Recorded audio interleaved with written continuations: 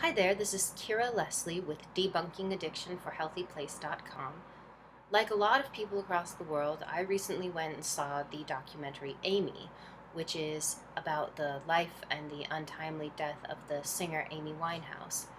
And it brought up a lot of things for me, one of which was, as I've said before previously in blogs, Amy Winehouse and I were very close to the same age. She's just a smidge older than I am, or would have been.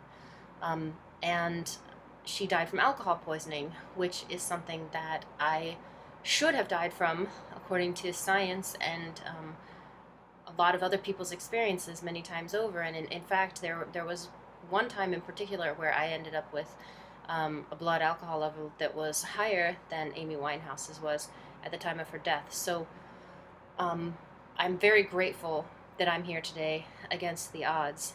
And a lot of questions were raised in the documentary. I'm not in a position to point fingers, and I also don't think that it's not usually a simple story of saying, well, if this wouldn't have happened, then this wouldn't have happened, etc. Or if only this had happened, then everything would have worked out. Um, that being said, one of the things that struck me in watching this was that she didn't have the kind of a support system that I think most people who are trying and struggling to get clean and sober really need. And towards the end of her life, although she did have some people around her who were saying to get sober, and that's not to discount the efforts of those who did try to help her, and earnestly did, and I know that those folks existed. But a lot of the people who were kind of in her inner circle, in the months leading up to her death, it seems anyway, according to the documentary, were not really understanding of the sort of entire life overhaul that is really necessary when someone is so very ill.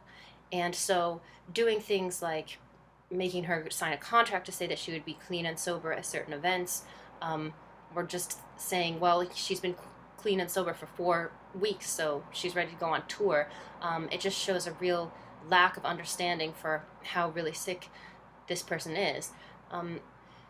So I had a lot of sober folks around me due to the structure of the treatment program I was in when I got sober, and I also had supportive family members and supportive friends, and I know that some people do it without that, and I know that some folks don't have any kind of structure in place and they're able to do it, and more power to them.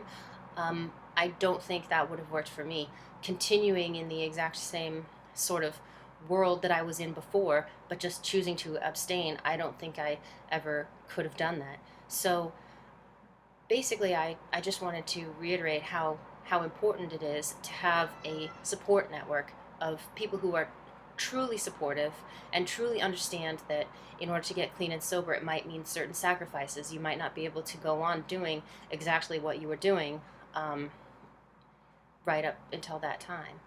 So another thing that's really necessary is patience, and it's related, because nothing's, for most people, things won't change overnight, but slowly and piece by piece. I know for me, I have pieced together a life with the help of many supportive people and 12-step programs and a higher power that is beyond anything that I ever could have imagined or ever even thought that I wanted in the past. So I hope that Amy Winehouse is at peace now, and I hope others can learn from her example, and I'm just very grateful that I'm here one day at a time.